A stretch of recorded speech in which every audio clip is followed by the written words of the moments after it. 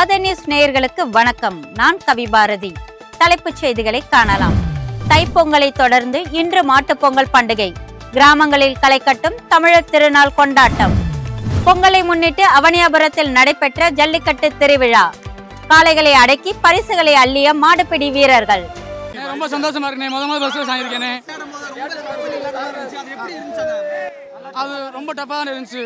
எப்படினாலும் பிடிச்சாலும் பிடிச்சது. எனக்கே பாதி மைண்ட் தான் பிடிச்சிருந்து, ஆனால் வைராக்கி இருந்துச்சு. நண்பர்கள் ரொம்ப உதவி பண்ணிட்டாங்க. இதுக்கு முன்னாடி பல ஜல்லிக்கட்டு இறங்கியிருக்கேனே. ஃபர்ஸ்ட் பிரைஸ் இப்போ தான் 2 இடம். ஆரோவில் பகுதியில் தமிழர்களின் பாரம்பரிய உடை அணிந்து பொங்கலை கொண்டாடிய வெளிநாட்டு பயணிகள். கிராம மக்களோடு இணைந்து பொங்கல் வைத்து உற்சாகம். சேலத்தில் அதிமுக சார்பில் நடைபெற்ற பொங்கல் விழா. எடப்பாடி பழனிசாமி பேசிக் கொண்டிருக்கும் பொழுதே தோரணங்களை கலைத்து கரும்புகளை எடுத்து சென்ற கட்சியினர். பொங்கல் பண்டிகை விடுமுறையால் கேரளாவின் மூணாற்றில் குவிந்த தமிழக சுற்றுலா பயணிகள். படகு சவாரி செய்தும் இயற்கை அழகை ரசித்தும் உற்சாகம். சேலத்தில் அதிமுக சார்பில் நடைபெற்ற பொங்கல் விழாவில் அக்கட்சியின் பொதுச் செயலாளர் எடப்பாடி பழனிசாமி கலந்து கொண்டுள்ளார். இனி தொடர்வது விரிவான செய்திகள். தைப்பொங்கல் பண்டிகையின் இன்னொரு சிறப்பம்சமாக இன்று மாட்டுப்பொங்கல் கொண்டாடப்படுகிறது. குறிப்பாக கிராமப்புறங்களில் மாட்டுப்பொங்கல் பண்டிகை வழக்கமான உற்சாகத்துடன் களை கட்டியுள்ளது. நேற்று நடைபெற்ற தைப்பொங்கல் கொண்டாட்டத்திற்கு பிறகு உழவர்களுக்கும் உழவு பணிக்கும் உற்ற தோழனாக விளங்கும் மாடுகளை சிறப்பித்து நன்றி கூறும் வகையில் மாட்டுப்பொங்கல் இன்று கொண்டாடப்படுகிறது. பால் தரும் காமதேனுவாக, உழவு தொழிலின் உற்ற தோழனாக, ஜல்லிக்கட்டு களத்தில் மானம் காக்கும் வீரனாக தமிழர்கள் மாடு என்ற செல்வத்தை காலம் காலமாக பாதுகாத்து வைத்துள்ளனர். இன்றும் கிராமங்களில் பலரது வீடுகளில் மாட்டை செல்லப்பிள்ளை போல் வளர்ப்பது உண்டு. அவற்றை சிறப்பித்து பூஜைகள் செய்யப்படும் நாளாக மாட்டுப்பொங்கல் இன்று கொண்டாடப்படுகிறது. அவனியாபுரம் ஜல்லிக்கட்டை தொடர்ந்து மாட்டுப்பொங்கலை ஒட்டி மதுரை மாவட்டம் பாலமேட்டில் இன்று ஜல்லிக்கட்டு நடைபெறுகிறது. இதில் பங்கேற்பதற்காக ஏற்கனவே 1000க்கும் மேற்பட்ட காளைகள் மற்றும் மாடுபிடி வீரர்களின் பெயர்கள் முன்பதிவு செய்யப்பட்டுள்ளன. இதற்காக பாலமேடு ஜல்லிக்கட்டு விழா குழுவினர் விரிவான ஏற்பாடுகளை செய்திருக்கிறார்கள். அவனியாபுரம் ஜல்லிக்கட்டை போலவே இந்த போட்டியிலும் வெற்றி பெறும் மாடுபிடி வீரருக்கு காரும், அடக்க முடியாத காளையின் உரிமையாளருக்கு டிராக்டரும் பரிசாக வழங்கப்பட உள்ளன. வீரபாண்டி சட்டமன்ற தொகுதிக்குட்பட்ட புத்தூர் கிராம பகுதியில் பொங்கல் விழா கொண்டாடப்பட்டது. 108 பானைகளில் பொங்கல் வைக்கப்பட்டது. இந்த நிகழ்ச்சியில் பொதுமக்களுடன் அதிமுக பொதுச் செயலாளர் எடப்பாடி பழனிசாமி கலந்து கொண்டார். இந்த நிகழ்ச்சியின் பொழுது பேசிய அவர், அதிமுக ஆட்சியில் கொண்டு வரப்பட்ட அனைத்து திட்டங்களையும் திமுக அரசு நிறுத்திவிட்டதாக குற்றம் சாட்டினார். அனைவரும் மகிழ்ச்சியாக வாழ 2026ஆம் ஆண்டு நடைபெற இருக்கும் தமிழக சட்டமன்ற தேர்தலில் அனைவரும் அதிமுகவிற்கு வாக்களிக்க வேண்டும் எனவும் அவர் கேட்டுக்கொண்டார். விழுப்புரம் ஆரோவில் பகுதியில் வெளிநாட்டு சுற்றுலா பயணிகள் தமிழர்களின் பாரம்பரிய உடை அணிந்தபடி உள்ளூர் மக்களுடன் சேர்ந்து பொங்கல் விழாவை கொண்டாடி மகிழ்ந்தனர். வானூர் அருகே சர்வதேச நகரமான ஆரோவிலில் மோகனா கலாச்சார மையத்தில் பொங்கல் விழா கொண்டாடப்பட்டது. இதில் பங்கேற்ற வெளிநாட்டினர் தமிழர்களின் பாரம்பரிய முறைப்படி சேலை அணிந்து விழாவை சிறப்பித்தனர். உள்ளூர் பெண்களுடன் இணைந்து நடனமாடியும் மண்பானையில் பொங்கல் வைத்தும் தங்களது மகிழ்ச்சியை வெளிப்படுத்தினார்கள். பொங்கல் பண்டிகையொட்டி உரியடித்தல், கயிறு இழுத்தல், கும்மி அடித்தல், நாட்டுப்புற நடனம் போன்ற தமிழர்களின் பண்பாட்டு அடையாளங்களை விளக்கும் நிகழ்ச்சிகளும் இவ்விழாவில் இடம்பெற்றன.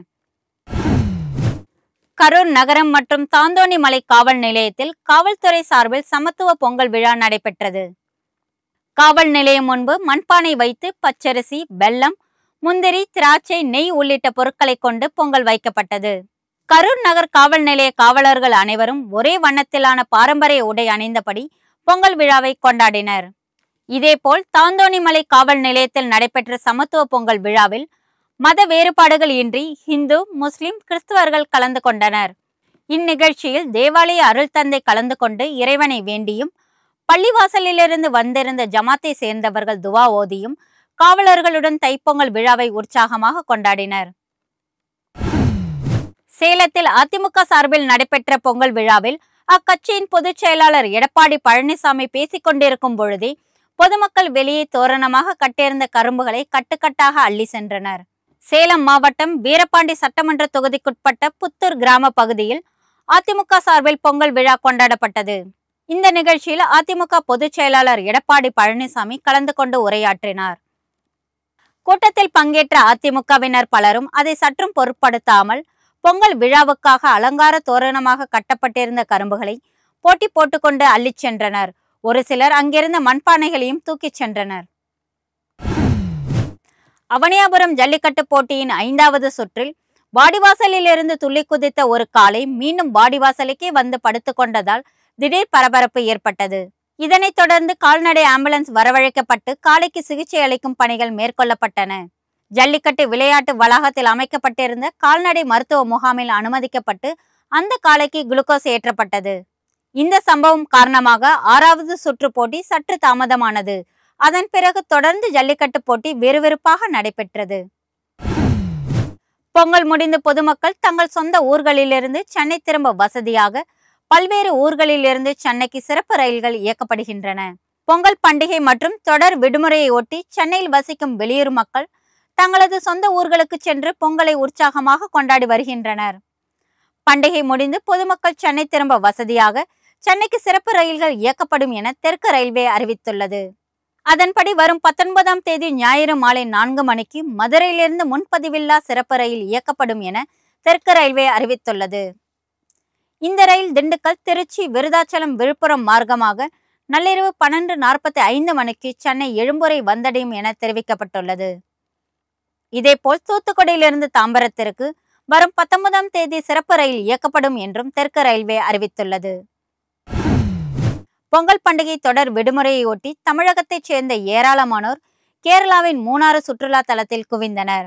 நேற்று தொடங்கி வரும் 19ஆம் தேதி வரை பொங்கல் பண்டிகைக்காக தமிழகத்தில் தொடர் விடுமுறை அளிக்கப்பட்டிருக்கிறது. இதனால் பொங்கல் பண்டிகை கொண்டாட்டத்தின் மற்றொரு நிகழ்வாக தமிழகத்தை சேர்ந்த பலரும் அண்டை மாநிலமான கேரளாவுக்கு படையெடுத்து இருக்கிறார்கள். அங்குள்ள மூணாறில் அவர்கள் விடுமுறையை கொண்டாடி வருகிறார்கள். மூணாறில் அமைந்திருக்கும் இயற்கை அழகு நிறைந்த மாடுபட்டி அணை, குண்டல் ஏரி, எக்கோ பாயிண்ட், தாவரவியல் பூங்கா ஆகியவற்றை கண்டு களிக்கிறார்கள். அணையில் படகு சவாரி செய்தும் தங்கள் மகிழ்ச்சியை வெளிப்படுத்தி வருகிறார்கள். இத்துடன் இந்த செய்தி அறிக்கை நிறைவடைகிறது. வணக்கம்.